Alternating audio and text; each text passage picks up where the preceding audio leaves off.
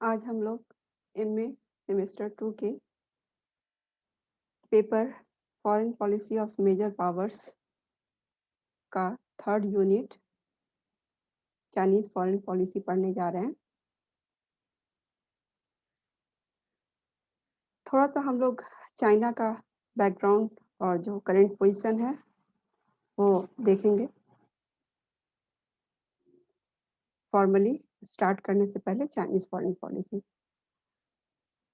हम लोग जानते हैं कि चाइना एशिया में आता है, एशिया में सिचुएटेड है, एशियन कॉन्टिनेंट में, और एक मेजर पावर है। जैसा कि हम जानते हैं कि चाइना में विश्व का सबसे ज़्यादा पॉपुलेशन रहता है, मोस्ट पॉपुलस कंट्री है और क्षेत्रफल भी काफ़ी ज़्यादा है। एशिया में सबसे बड़ा देश है क्षेत्रफल के हिसाब से भी।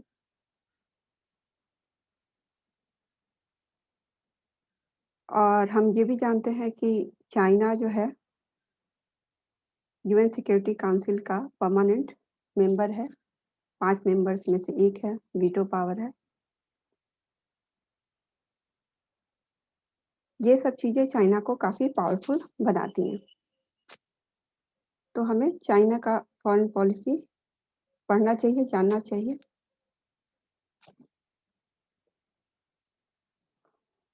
चाइना में हम जानते हैं कि कम्युनिज्म है, तो साम्यवादी चीन की विदेश नीति के उद्देश्य क्या हैं, हम उस पे चलते हैं। तो चाइनीज़ फॉरेन पॉलिसी के जो गोल्स हैं, उसको 2 हम लोग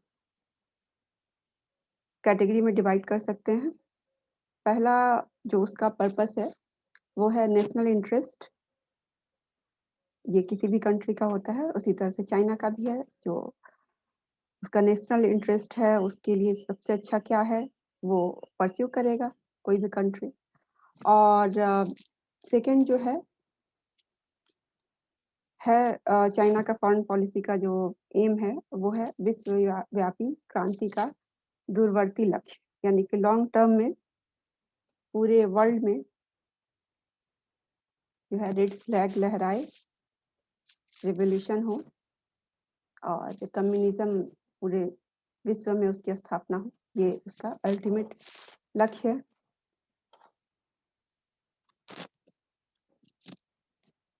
बीजिंग जो कि राजधानी है चाइना का, उसका राष्ट्रीय हित अपने देश के सभी पुराने प्रदेशों को साम्यवादी शासन के अंतर्गत लाना है।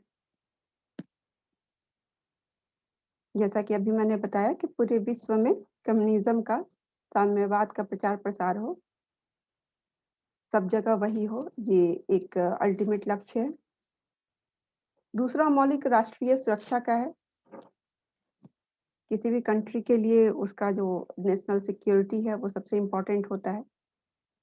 उसी तरह से ये चाइना का भी है और इसके लिए वो काफ़ी पावर भी इकट्ठा कर रहा है और मिलिटरीली काफ़ी पावरफुल है। तो इस दृष्टि से साम्यवादी चीन एशिया से सभी पश्चिमी शक्तियों को निकालना चाहता है। एशियन कॉन्टिनेंट में वो किसी दूसरे पावर का जो है वो इंटरफेरेंस नहीं चाहता है, चाहे वो अमेरिका हो या कोई भी दूसरा कंट्री हो। कम से कम अपने कॉन्टिनेंट में तो वो नंबर 1 पावर बना रहना चाहता है। पहले अपने क्षेत्र में रीजनल पावर अगर आप हैं नंबर 1, उसके बाद ही ग्लोबल पावर नंबर 1 बनने की सोच सकते हैं आप। तो इसी तर्ज पे वो कोई भी वेस्टर्न पावर को एशियन कॉन्टिनेंट में उनका इंटरफेरेंस नहीं चाहता है और चाहता है कि उसका डोमिनेंस हो। चाइना चाहता है कि उसका अपना डोमिनेंस हो, उसकी बात सुनी जाए एशियन कॉन्टिनेंट में और उसका इन्फ्लुएंस हो।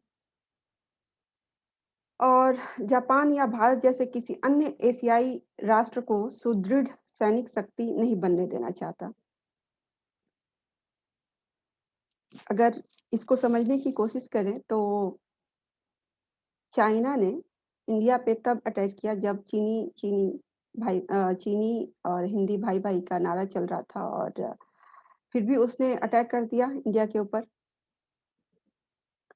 तो उसका एक पर्पस ये भी था कि इंडिया इतना राइज ना करने लगे कि थ्रेट बन जाए और उसको जो है सिक्योरिटी इश्यूज में इतना फंसा के रखना है कि उसका इंडिया का जो बजट हो वो काफ़ी जो है मिलिट्री एक्सपेंडिचर पे जाए।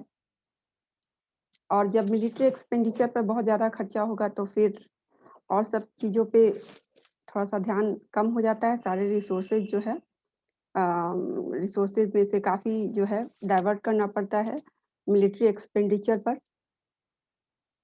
और फिर बहुत बड़ा पावर जो बनने की इच्छा है उसमें थोड़ी सी कमी आ जाती है। तो इस कारण से वो उलझा के रखना चाहता है कि जापान या भारत जो है बहुत बड़ा कोई पावर ना बने, उसको चैलेंज ना करे। तो उनको उलझा के रखना चाहता है। बॉर्डर इश्यूज हो गए हैं और जो और इश्यूज हैं उनमें उलझा के रखना चाहता है। उत्तर कोरिया तथा वियतनाम को अपने देश की सुरक्षा के लिए बहुत आवश्यक समझता है और यहाँ किसी शक्ति का अड्डा नहीं बनने देना चाहता। तो ये दोनों कंट्रीज जो है नॉर्थ कोरिया और वियतनाम में यहाँ भी जो है कम्युनिस्ट इन्फ्लुएंस है। तो तो आइडियोलॉजी के हिसाब से भी वो उसे सूट करता है और चाइना के पास सिचुएटेड होने के कारण जियोपॉलिटिक्स के हिसाब से, लोकेशन के हिसाब से अपनी सुरक्षा के लिए इन दोनों कंट्रीज़ को अपने जो है बिल्कुल साथ रखना चाहता है। तो अगर इन शॉर्ट कहें तो चीन की साम्यवादी सरकार ने अपनी विदेश नीति के कुछ लक्ष्य निर्धारित किए हैं। आप वेबसाइट पे भी जाके देखिए चाइना का जो डॉक्यूमेंट है वहाँ पे भी कुछ ऑफ़िशियल उसके एम्स हर एक कंट्री के लिखे होते हैं। तो इसमें कुछ ऑफ़िशियल और अनऑफ़िशियल दोनों मिला के मैं बताने जा रही हूँ। तो हम कह सकते हैं कि चाइना का जो फ़ॉरेन पॉलिसी का लक्ष्य है, वो क्या है? तो पहला है चीन की स्वतंत्रता और अखंडता की रक्षा करना। ज़ाहिर-सी बात है कि कोई कंट्री जो है सिक्योर रहेगा वो किसी का गुलाम नहीं रहेगा। ये उसका परम लक्ष्य होता है। सेकंड है चीन को एक महाशक्ति के रूप में खड़ा करना। सबसे पावरफुल कंट्री बने वर्ल्ड में, ये उसका एक पर्पस है, लक्ष्य है। थर्ड है एशिया में अपना प्रभुत्व स्थापित करना। जैसा कि मैंने कहा कि अगर ग्लोबल पावर बनना है तो सबसे पहले तो आपको रीजनल पावर अनडाउटेडली बनना पड़ेगा। फोर्थ है एशिया और अफ्रीका में साम्यवादी जगत का नेतृत्व करना और साम्राज्यवादी शक्तियों, विशेषकर अमेरिका के विरुद्ध संघर्ष में साम्यवादी देशों का सहयोग करना। हम जानते हैं कि अमेरिका जो है कैपिटलिज्म को डिनोट करता है, उसका सर्वेसर्वा है। तो और चाइना जो है कम्युनिस्ट कंट्री है, तो कम्युनिज़्म और कैपिटलिज्म की भी लड़ाई है, आइडियोलॉजी की भी लड़ाई है। तो चाइना जो है चाहता है कि कम्युनिज़्म की विजय हो, तो कहीं भी हो एशिया और अफ्रीका में खासकर यहाँ पे रिसोर्सेज़ काफ़ी ज़्यादा हैं, तो चाहता है वो कि यहाँ पे कम्युनिज़्म का इन्फ्लुएंस रहे और बाहरी जो शक्तियाँ हैं, पश्चिमी शक्तियाँ हैं, उनके विरुद्ध जो है कैपिटलिज़्म के विरुद्ध तो जितने कम्युनिस्ट कंट्रीज़ हैं, उनका आपस में कोऑपरेशन हो और जो अमेरिका का इन्फ्लुएंस है, डोमिनेंस है, जो सुपर पावर है, उसके सामने मिलके ये इकट्ठे स्टैंड लें, यूनाइटेड खड़े हों। फिर उसका नेक्स्ट लक्ष्य है चाइना का प्रवासी चीनियों के हितों, अधिकारों, परिवार और संपत्ति की रक्षा करना। किसी भी पावरफुल कंट्री का ये बहुत ज़रूरी समझता है वो कि विश्व में कहीं भी उसके सिटीज़न हों, सिर्फ़ अपने देश के अंदर नहीं, कहीं भी हो तो उनकी सुरक्षा करना ये भी उस देश की ज़िम्मेवारी होती है। तो ये एक लक्ष्य है। नेक्स्ट उसका लक्ष्य है चीनी सीमाओं का विस्तार करना। जैसा कि हम जानते हैं कि चाइना जो है एक एक्सपेंशनिस्ट कंट्री है, एक्सपेंशनिस्ट पॉलिसी को उसमें विश्वास रखता है। जैसे कि हम जानते हैं कि इंडिया का ऐसा नहीं है। इंडिया ने कभी किसी दूसरे कंट्री पे अटैक नहीं किया और सीमा विस्तार के लिए जो है वो दूसरे कंट्री पे पहले अटैक नहीं करता है। लेकिन चीन के साथ ऐसा नहीं है, वो अपनी सीमा के विस्तार के लिए एक और बड़ा अपना जो है देश बनने के लिए क्षेत्रफल में वो अपनी सीमाओं का विस्तार करने को इच्छुक रहता है। नेक्स्ट उसका लक्ष्य है सोवियत संघ अथवा रूस के प्रभाव क्षेत्र को काटना। अब ये समझने वाली बात है कि रसिया और उसके पहले जो यूएसएसआर था, तो कम्युनिस्ट कंट्री है लेकिन उसके साथ जो है उसका उसमें भी कॉम्पिटिशन है। आइडियोलॉजी वाइज़ तो ऐसा लगता है कि हाँ, वो दोनों एक ही हैं, लेकिन ऐसा नहीं है, पावर की लड़ाई है और रसिया जो है, उसके पास में सिचुएटेड होने के कारण उनकी जो भूमि की भी लड़ाई चलती रहती है। तो यूएस के बाद जो है रसिया कहा जाता है कि पावर के लिए सेकंड पोज़ीशन के लिए चल रही है, लड़ाई चल रही है। आइडियोलॉजिकली उसके अलावा इकोनॉमिकली, मिलिटरीली तो सोवियत संघ और उसके बाद रूस से भी चाइना का कॉम्पिटिशन है। नेक्स्ट लक्ष्य है चाइनीज़ फॉरेन पॉलिसी का चीनी राष्ट्र की सैनिक शक्ति में वृद्धि करना। ज़ाहिर-सी बात है कि आप एक्सपेंशनिस्ट पॉलिसी है आपकी, तो मिलिट्री आपको और भी ज़्यादा मजबूत रखना पड़ेगा। तो चीन जो है अपने मिलिट्री पे अच्छा खासा अपना बजट एक्सपेंडिचर करता है। अब हम जो है चीन की विदेश नीति के जो डिटर्मिनेंट्स हैं, फंडामेंटल उसके डिटर्मिनेंट्स हैं, एलिमेंट्स हैं, उनको देखेंगे। तो चीन की विदेश नीति कई तत्वों से प्रभावित है। इनमें से सर्वाधिक महत्वपूर्ण तत्व है उसकी भौगोलिक स्थिति, जियोपॉलिटिक्स समझ सकते हैं इसको, ऐतिहासिक परंपराएं, राजनीतिक विचारधारा, आंतरिक राजनीति के उतार-चढ़ाव और अंतर्राष्ट्रीय घटनाओं एवं परिस्थितियों के दबाव। तो ये सारे जो हैं उसके डिटर्मिनेंट्स हैं, इन सब चीज़ों को ध्यान में रख के चाइनीज़ फॉरेन पॉलिसी डिज़ाइन की जाती है। तो पहला तो हमने उसकी भौगोलिक स्थिति जियोपॉलिटिक्स कहाँ सिचुएटेड है, उसके हिसाब से कंट्री का जो है फॉरेन पॉलिसी डिसाइड होता है, उसका बहुत बड़ा अहम रोल होता है। ये बहुत बड़ा फैक्टर है कि कोई कंट्री आखिर कहाँ सिचुएटेड है वर्ल्ड में। तो एशिया में सिचुएटेड है चाइना, तो वो इस हिसाब से एशिया काफ़ी इम्पोर्टेंट है और वो ग्लोबल पावर बनना चाहता है और तो उसके लिए भी जियोपॉलिटिक्स मायने रखता है। साउथ चाइना सी और कहाँ पे जो स्थितियाँ हैं, जो उसके आस-पास उसका मैक्सिमम यूज़ कैसे करे, तो जियोपॉलिटिक्स को देखना पड़ता है कंट्री को। फिर उसके बाद है ऐतिहासिक परंपराएँ। हम जानते हैं कि Chinese civilisation one of the oldest civilisation है। तो उसकी परंपराएँ हैं, कोई वो न्यू कंट्री नहीं है। तो इसी कारण से जो है वो एशियन वैल्यूज़ में काफ़ी प्राइड लेता है, वो वेस्टर्न वैल्यूज़ को आसानी से नहीं मानता है। उम, इसी क्रम में अगर इसको थोड़ा-सा दूर ले जाएँ, तो हम पाते हैं कि चाइना में फ़ेसबुक वगैरह जो हैं वेस्टर्न कंट्रीज़ के, ये सब जो टेक्नोलॉजिकल चीज़ें हैं, उनको वो एक्सेप्ट नहीं करता है, वो उसका अपना उसका रिप्लेसमेंट है उसके लिए और एशियन वैल्यूज़ पे उसका जो है काफ़ी ज़ोर रहता है कि हम जो हमारी सिविलाइज़ेशन है, उसपे हम प्राइड लेंगे, क्यों हम दूसरे को इमिटेट करेंगे।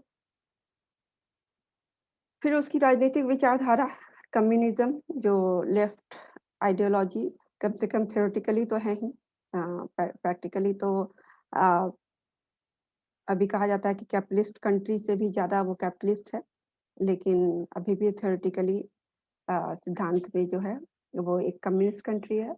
तो जो माओ के और मार्क्स के ये सब विचार जो है उसके लिए बहुत इम्पोर्टेंट है।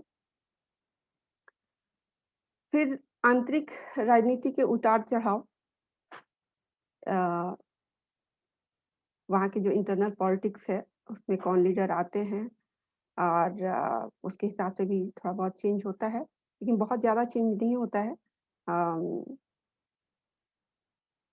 लेफ्ट के अनुसार पॉलिसी चलती है और अंतर्राष्ट्रीय घटना और क्या स्थितियाँ हैं उस समय, उसके अनुसार अडॉप्ट करना होता है किसी भी देश की फॉरेन पॉलिसी को, तो चाइना के केस में भी यही है। तो ये सब डिटर्मिनेंट्स हैं, एलिमेंट्स हैं, जिस पे आधारित होती हैं चाइना की फॉरेन पॉलिसी।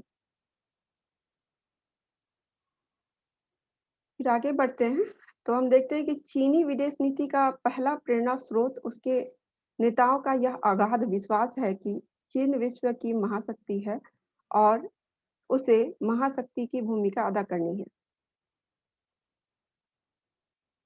चाओ एन लाई चाइना के एक लीडर थे, उन्होंने यह दावा किया था कि किसी भी महत्वपूर्ण अंतर्राष्ट्रीय समस्या, विशेषतः एशिया से संबंध रखने वाली समस्या का समाधान तब तक संभव नहीं है, जब तक चीनी गणराज्य इसमें भाग न ले। तो ये चाइना का जो है वो बहुत कॉन्फिडेंस रहता है अपने ऊपर और काफ़ी प्राइड लेता है वो अपनी इन सब चीज़ों में कि हम जो है China is meant to play a big role. तो ये उसकी सोच है। दूसरा प्रेरक तत्व उग्र राष्ट्रीयता का तत्व है। तो जो उग्र नेशनलिज़्म है वो भी चाइना के अंदर पाया जाता है। जो प्राइड वाली बात मैंने कही वो सब उससे जुड़ी हुई हैं। चीनी शासक चंगेज़ खां और कुबला खां की विस्तारवादी नीति वो विस्तारवादी नीति के पोषक थे। हम जानते हैं कि ये जो है दूर-दूर तक गए और जो सीमा के विस्तार के लिए। तो ये जो है चाइना का फॉरेन पॉलिसी का ये एक परमानेंट तत्व है। पहले भी था और अभी भी है। उनका अपनी राष्ट्रीय सीमा का कोई स्पष्ट मानचित्र नहीं है। आप पाएँगे कि समय-समय पे चाइनीज़ जो है वो मैप पे कंट्रोवर्सी क्रिएट करते हैं और जो आस-पास के क्षेत्र हैं, उसमें से किसी दूसरे कंट्री के भी भूमि को वो क्लेम कर देते हैं कि ये हमारा है। तो ये सब चीज़ें हैं। स्वराष्ट्र की श्रेष्ठता, परस्पर परराष्ट्र विरोधी परंपरागत भावना और बृहद चीनी साम्राज्य की महत्वाकांक्षा उसे उग्र राष्ट्रवादी बना देती है। तो जैसा कि मैंने बताया कि चाइना का जो अपना कल्चर है, सिविलाइज़ेशन है, जो परंपराएँ हैं, उसमें वो बहुत प्राइड बहुत गर्व महसूस करता है। तो एक ये चीज़ और जब आपको सीमा का विस्तार करना होता है, तो खासकर जो बॉर्डरिंग कंट्रीज़ हैं, उसको आप दुश्मन मानते हैं। तो परराष्ट्र विरोधी जो परंपरागत भावना है और तीसरी चीज़ कि चीन बड़ा से बड़ा उसका क्षेत्रफल हो, तो ये सारी चीज़ें, ये सारे ये सारी बातें जो है उसे एक उग्र राष्ट्रवादी कंट्री बनाती हैं। और फिर तीसरा प्रेरक तत्व जो है वो राष्ट्रीय हित है, नेशनल इंटरेस्ट है। जैसा कि मैंने बताया कि नेशनल इंटरेस्ट से ही सारी चीज़ें ड्रिवन होती हैं, वही डिसाइड करती हैं। तो उस कंट्री के लिए सबसे अच्छा क्या है, उसके विकास के लिए, उसके लोगों के लिए, तो वहाँ की सरकार जो डिसीज़न लेती है, इन सब बातों के लिए। तो राष्ट्रीय हित जिसको आप स्वार्थ कह सकते हैं अ, लेकिन ये है मतलब किसी भी कंट्री का जो नेशनल इंटरेस्ट है वो उसके लिए पैरामाउंट होता है। यद्यपि चीन साम्यवाद में विश्वास करता है, परंतु उसकी नीति का वास्तविक निर्धारण सैद्धांतिक धारणाओं के आधार पर नहीं, वरन राष्ट्रीय हित के आधार पे होता है। जैसा कि मैंने बताया कि चाइना जो है इन प्रिंसिपल सैद्धांतिक रूप से लेफ्ट कंट्री है। लेकिन अगर उसे ज़रूरत पड़े, अगर उसे ठीक लगे कि हमारे लिए अभी ज़रूरी है कोई कैपिटलिस्ट पॉलिसी भी, तो वो उसको करता है। तो वो प्रैक्टिकली रियलिज़्म के आधार पे चलता है काफ़ी काफ़ी हद तक ये हम कह सकते हैं। अमेरिका से शत्रुता उसकी विदेश नीति की सबसे अधिक अस्थायी विशेषता रही है। जैसा कि मैंने बताया कि कम्युनिज़्म और कैपिटलिज़्म की जो आइडियोलॉजी की लड़ाई में अमेरिका रिप्रेज़ेंट करता है कैपिटलिज़्म को और कम्युनिज़्म को रिप्रेज़ेंट करता है चाइना। और यूएसएसआर के टूटने के बाद जो है रसिया ने उसका स्थान लिया और चाइना भी अब अपने आप को कम पावरफुल नहीं समझता है। तो वो अब मानता है कि जो है कैपिटलिज़्म और कम्युनिज़्म की लड़ाई में अब कम्युनिज़्म को रिप्रेज़ेंट कर रहा है। चाइना सोचता है कि हम रिप्रेज़ेंट कर रहे हैं और ये आइडियोलॉजी की लड़ाई है, तो अमेरिका जो है हमारा एनिमी तो है ही। परंतु इस विरोध का वास्तविक कारण सैद्धांतिक नहीं वरन दोनों देशों के राष्ट्रीय हित एशिया खासतौर से दक्षिण पूर्वी एशिया में अपना-अपना नेतृत्व स्थापित करने के लिए भी टकराते हैं। तो ये प्रैक्टिकल बात है कि सैद्धांतिक जो बातें आइडियोलॉजी की है वो तो अपनी जगह है ही। उसके अलावा एशिया में काफ़ी रिसोर्सेज़ हैं। जो मिनरल्स हैं, खनिज पदार्थ हैं, तो उस पे निगाह रहती है विश्व की सारी कंट्रीज़ की, पावरफुल कंट्रीज़ की, वेस्टर्न कंट्रीज़ की। तो यहाँ पे कौन पावरफुल रहेगा उन रिसोर्सेज़ के ऊपर, किसका अधिकार रहेगा, किसका इन्फ्लुएंस रहेगा, इसकी भी लड़ाई चलती रहती है। तो एशिया में तो कम से कम चाइना ऐसा चाहता है कि वो समझता है कि मैं यहाँ का सबसे बड़ा पावर हूँ, तो कोई दूसरा आँख उठा के भी इधर ना देखे। तो ये चीज़ है। फिर चौथा प्रेरक तत्व परंपरागत प्रवृत्तियों तथा आधुनिक राष्ट्रवाद का है। चीनी सभ्यता और इतिहास कई हजार वर्ष पुराने हैं। पिछले 2000 वर्षों में चीन ने शक्तिशाली होने पर सुदूर पूर्व, मध्य एशिया और दक्षिणी पूर्वी एशिया में विशाल साम्राज्य स्थापित किए थे। प्राचीन चीनी अपने देश को सभ्यता का केंद्र समझते थे और इसलिए उसे सभ्य जगत का बिंदु मानते थे। तो जैसा कि मैंने बताया कि चाइनीज़ सिविलाइज़ेशन काफ़ी पुराना है और चाइना को ये विश्वास है कि वो सेंट्रल रोल है उसका, जो सभ्यता में, वो बहुत पहले से सिविलाइज़्ड कंट्री रहा है, तो हम दूसरे को कॉपी क्यों करें, इमिटेट क्यों करें? तो वो जो है वो समझता है कि विश्व में ये हमें ज़िम्मेवारी है कि एक बहुत महत्वपूर्ण रोल प्ले करना है और वो सेंट्रल है, वो उसको इग्नोर नहीं किया जा सकता है, तो चाइना ऐसा समझता है। 19वीं सदी में यूरोप की महाशक्तियों ने उसे परास्त कर उससे ज़बरदस्ती अनेक अपमानजनक संधियाँ स्वीकार करा के उसकी भावना को गहरी ठेस पहुँचाई थी, जब कोलोनियलिज़्म का पीरियड चल रहा था। राष्ट्रीयता के रूप में चीन में उसकी प्रबल प्रतिक्रिया हुई और साम्यवादी शासन इस राष्ट्रीय अपमान का प्रतिशोध लेने के लिए चीन को विश्व की महान शक्ति बनाकर पश्चिमी शक्तियों तथा जापान के प्रभाव, प्रभुत्व और वर्चस्व का समूल उन्मूलन करना चाहता है। तो काफ़ी दिनों तक, काफ़ी सालों तक चाइना ने अपने आप को आइसोलेट करके रखा था। वर्ल्ड के दूसरे कंट्री से वो ऐसा मानता था कि हम सेल्फ सफिशिएंट हैं और हमें दूसरे कंट्रीज़ की ज़रूरत नहीं है। लेकिन उसका दूसरा पहलू ये भी था कि वो पावर को एक्युमुलेट कर रहा था, अपने आप को पावरफुल बनाने में लगा हुआ था और उसके बाद 19वीं सदी में जो उसके साथ कुछ चीज़ें जो हुई, अपमानजनक संधियाँ हुई और कॉलोनिज़्म का जो इन्फ्लुएंस, उसके जो प्राइड है उसको जो ठेस पहुँचाने की कोशिश की थी, तो फिर वो जब पावरफुल बन के और फिर विथस्टैंड करना था, ये एक पर्पज़ था। तो ये चीज़ें हैं। जापान चाइना के पास पड़ता है, तो उसका जो है नेबरिंग कंट्री है। तो जापान के साथ ये है कि जापान ऐसा माना जाता है कि अमेरिका के काफ़ी क्लोज़ है, तो यहाँ भी आइडियोलॉजी वाली बात आ जाती है और जापान के साथ भी उसका कॉम्पिटिशन है। भूमि विवाद है और भी कई सारी चीज़ें हैं। लेकिन हम जानते हैं कि जापान भी एक मेजर पावर है, तो यहाँ जो है, यहाँ भी पावर की कॉम्पिटिशन है, यहाँ भी लड़ाई है। माओ ने 1949 में कहा था कि हमारा राष्ट्र अब कभी अपमानित राष्ट्र नहीं होगा और अब हम उठ खड़े हुए हैं। तो ये चीज़ शो करता है कि जो है उनका जो प्राइड है वो हर्ट नहीं होने देंगे और अपने आप को इतना पावरफुल बना लेंगे कि उन्हें जो है कोई अपमानित ना कर पाए आगे। विदेश नीति का 5वां प्रेरक तत्व साम्यवादी विचारधारा है। चीनी नेताओं का यह दृढ़ विश्वास है कि इस समय साम्यवाद और पूंजीवाद में विश्वव्यापी क्रांतिकारी संघर्ष चल रहा है और इसमें अंतिम विजय साम्यवाद की होगी।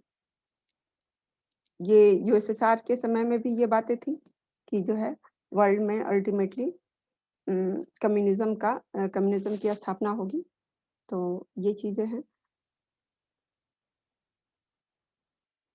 इसे शीघ्र लाने के लिए, साम्यवाद को शीघ्र लाने के लिए उनका यह पवित्र कर्तव्य समझते हैं कि वे साम्यवाद और लेनिनवाद के सिद्धांतों का प्रसार करें, विश्व क्रांति को सफल बनाने का प्रयत्न करें और साम्यवादी शासन के राजनीतिक क्षेत्र को बढ़ाने का प्रयास करें। ठीक है? तो वर्ल्ड में रिवॉल्यूशन हो, बुर्जुआ के खिलाफ, जो प्रोलेटेरिएट जो वर्किंग क्लास है, वो कैपिटलिस्ट के खिलाफ जो है वो विद्रोह कर दें, क्रांति हो जाए और साम्यवाद की स्थापना हो जाए। ये अपना ये एकदम परम कर्तव्य समझते हैं जो कम्युनिस्ट कंट्रीज हैं। हालांकि कैपिटलिस्ट कंट्रीज भी उनका भी ये रहता है कि हाँ कैपिटलिज्म का प्रचार प्रसार हो, तो ये आइडियोलॉजी की लड़ाई है। चीन के साम्यवाद में कई विचारधाराओं का संगम हुआ है, जिसमें मार्क्स, लेनिन, स्टालिन और माओ की विचारधाराएं हैं। तो माओ चाइना के ही थे, तो उनका भी उसमें कुछ चेंजेस, कुछ अपने विचार थे कम्युनिज्म को लेके। तो ये सब अमलगेमेशन है, जो अभी जो लेफ्ट आइडियोलॉजी है, कम्युनिज्म है, तो सिर्फ किसी एक का नहीं है। ये नहीं कह सकते कि सिर्फ मार्क्स का है या सिर्फ लेनिन का है। तो जो सबसे जो एलिमेंट्स लिए गए हैं और एक आदर्श कम्युनिस्ट सिद्धांत की स्थापना और उसको पालन करने की बात है। चीनियों का यह दावा है कि माओ ने मार्क्सवाद और लेनिनवाद को अपने नवीन विचारों के योगदान से समृद्ध किया। माओ शक्ति के दर्शन में विश्वास करते थे। वे सैनिक और राजनीतिक शक्ति में घनिष्ठ संबंध मानते थे। तो लेनिन और स्टालिन, माओ सब ने जो है ये प्रैक्टिकली इन्होंने इम्प्लीमेंट किया है कम्युनिज्म को। तो जो आवश्यकता होती थी उस समय, प्रैक्टिकल आवश्यकता होती थी, तो उसमें थोड़ा बहुत चेंज करके जो परिस्थिति को सूट करने के लिए उन्होंने चेंजेस किया और इस तरह से जो है कम्युनिज्म के सिद्धांत को, आइडियोलॉजी को आगे ले गए। तो माओ का कहना था कि राजनीतिक शक्ति बंदूक की नली से उत्पन्न होती है। बंदूक से कोई भी वस्तु उत्पन्न की जा सकती है। तो यहाँ पे हम देख सकते हैं कि जो मिलिट्री पावर है, उन पे इनका कितना ज़्यादा भरोसा है। वे समूचे विश्व को 2 वर्गों में बाँटते थे, वर्किंग क्लास और कैपिटलिस्ट क्लास, प्रोलेटारिएट और बुर्जुआ, और तटस्थ राष्ट्रों के अस्तित्व को स्वीकार नहीं करते थे। वो मानते थे कि बस यही 2 है, बीच में कोई चीज़ लाई नहीं कर सकता है। माओ ने विदेश नीति के लचीलापन पर बड़ा बल दिया। माओ के शब्दों में शत्रु आगे बढ़ता है, हम पीछे हटते हैं। शत्रु खाई खोदता है, हम उसे परेशान करते हैं। वह थकता है, फिर हम उस पर हमला करते हैं। वह पीछे हटता है और हम उसका पीछा करते हैं। तो माओ का ये कथन है, तो इससे हम उनका समझ सकते हैं इंटेंशन को। माओ ने यह भी लिखा है कि किसी घटना या विकास की प्रक्रिया का अनिवार्य अंग इस प्रकार की बातें हैं। वो बातें हैं हमला करने के लिए रक्षा करना, आगे बढ़ने के लिए पीछे हटना, सामने की स्थिति लेने के लिए घेरा डालने की स्थिति ग्रहण करना, सीधा जाने के लिए टेढ़ा-मेढ़ा चलना। तो ये सब चीज़ें जो हैं दर्शाती हैं, और चाइनीज़ फॉरेन पॉलिसी का जब एनालिसिस किया जाए तो ऐसा माना जाता है कि काफ़ी अनप्रेडिक्टेबल है। कभी कुछ-कुछ कहते हुए और कुछ और ही कर जाता है। तो ये सब चीज़ें हैं चाइनीज़ फॉरेन पॉलिसी के।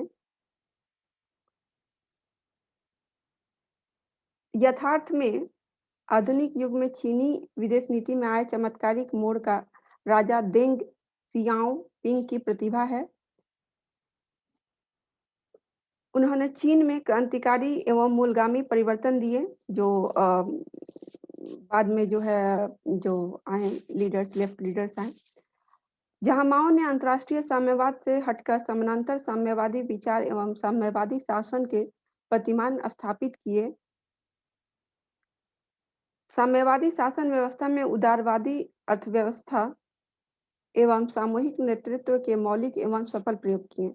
तो जैसा कि मैंने बताया कि चाइनीज़ फॉरेन पॉलिसी फ्लेक्सिबल होना चाहिए, ये माओ का मानना था, और उन्होंने प्रेजेंट सिचुएशन को, उस समय की सिचुएशन को देखते हुए कुछ ऑल्टरेशन किए और वो सफल भी रहे। देंगे के नेतृत्व में उदारवादी अर्थव्यवस्था के भूमंडलीय खोल में चीन ने प्रवेश किया, लेकिन साम्यवादी दलीय शासन की व्यवस्था का लोकतांत्रिक उदारवादी खोल से संपर्क संपर्क नहीं रखा। फलतः आज का चीन संयुक्त राज्य अमेरिका, यूरोप, जापान और जर्मनी जैसे देशों के लिए आकर्षण का केंद्र बन गया है। तो चीन ने बहुत चालाकी से एलिमेंट्स लिए जो उसको सूट करते हैं। कैप जैसा कि मैंने बताया कि कैपिटलिज्म के भी उसने कुछ तत्व जो है, जो उसे सूट करता था, उसने अपनाया। और जब ग्लोबलाइजेशन चल रहा था, तो ये मान के चला जा रहा था कि कोई कंट्री कैसे कट के रह सकता है, तो उसने अपनी अर्थव्यवस्था को खोली, लेकिन काफ़ी तैयारी के साथ और बहुत अ, जो है बहुत सोच समझ के उसने खोला। तो ये सारी बातें हैं चाइनीज़ फ़ॉरेन पॉलिसी की। अब हम लोग नेक्स्ट क्लास में फिर आगे देखेंगे। Thank you.